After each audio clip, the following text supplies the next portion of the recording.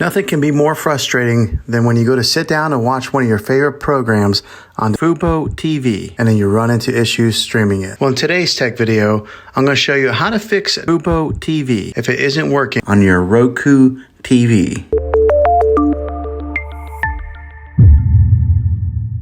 Let's see if we can fix your problems and get your FuboTV back up and running as quickly as possible. The first one, it's the easiest one to try, and that's to unplug your TV from the wall outlet and wait 60 seconds. Now don't be impatient here, wait the whole 60 seconds, then plug it back in. This is very different from turning your TV on and off with your remote control. This is what we call a hard reset of your TV, so make sure you do this method. If that doesn't work, then find your router that is giving you Wi-Fi and unplug the power to that for 60 seconds. Then plug it back in. If it fixes it, great. If not, let's go ahead and move on to the next method. Try deleting the FuboTV on your TV. Apps are located on your system and remove the app altogether. Then reinstall it again. After you reinstall it, you might have to log back in with all of your credentials, but hopefully this will work. And if that doesn't work, then I recommend buying an affordable Roku stick, Fire Stick, or Apple TV 4K.